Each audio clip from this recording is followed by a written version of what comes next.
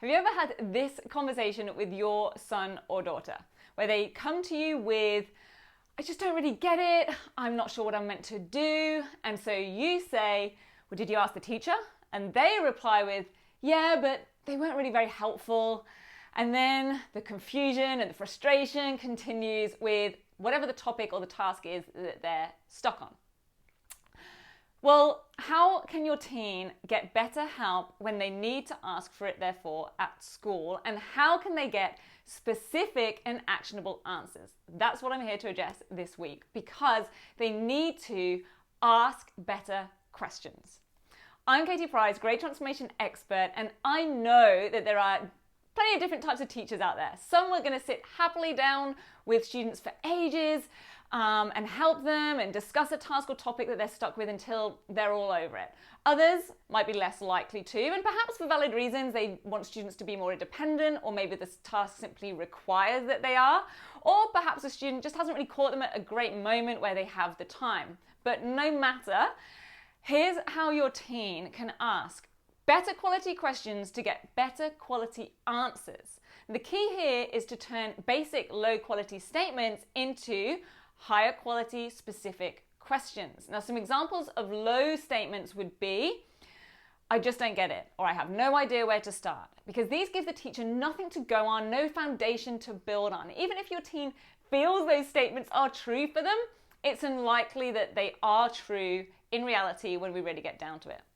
So they need to find any elements at all that they do understand, and then consider the next step and what's got them stuck. So let's take an example of a science inquiry, and they could go and say, okay, I've got my data and results, I've put them into tables and graphs, but how do I actually analyze them? Because analysis is something a lot of students struggle with. Now, that positive start to the sentence shows the teacher that they've made some progress by themselves, which is also going to increase that teacher's willingness to help. And importantly, the student's following up with the exact skill or the next step that they're particularly stuck on. And this gives the teacher a clear point for them to work from with the student, and gives both the student and the teacher a clear success marker. Because if your teen at the end of that conversation understands how to analyze, has the skills or templates to go away and do that for themselves, then of course they can make progress. And if they don't have that, then their question hasn't really been answered, or it hasn't been a successful conversation.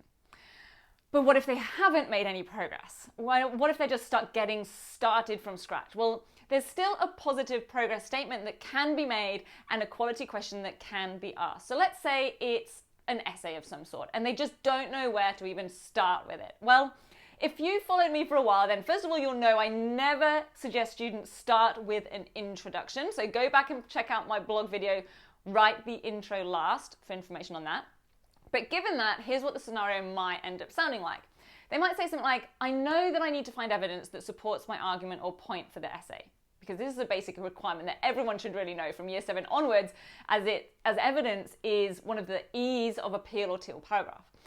So this is an easy way to just give a positive statement to start off. And then they could follow it with, but I'm not sure what my overall argument or the point is.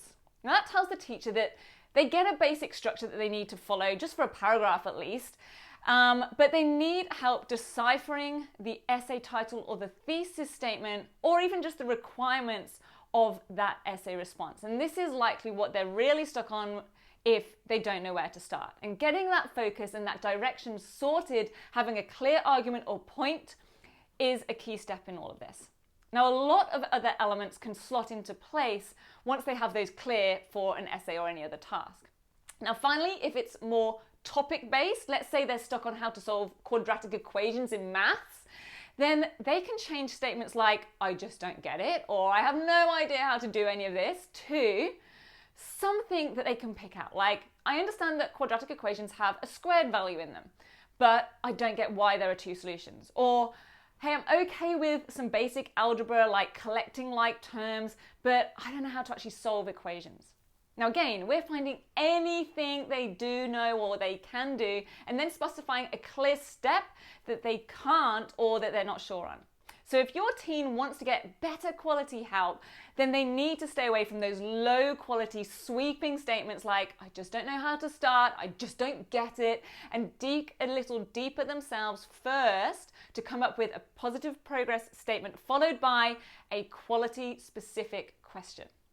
Now, if you're enjoying any of the videos or tips that I've shared, then please give this a like or a thumbs up. And if you know anyone else who could benefit from this tip, then please go ahead and share it with them. Email, social media, whatever works for you. And if you have a scenario that your teen just can't find a positive starter statement or quality question for, then drop it in the comments below or feel free to send me an email and I'll dive in and help you out. I'm at katie.price@rocksolidstudy.com.au.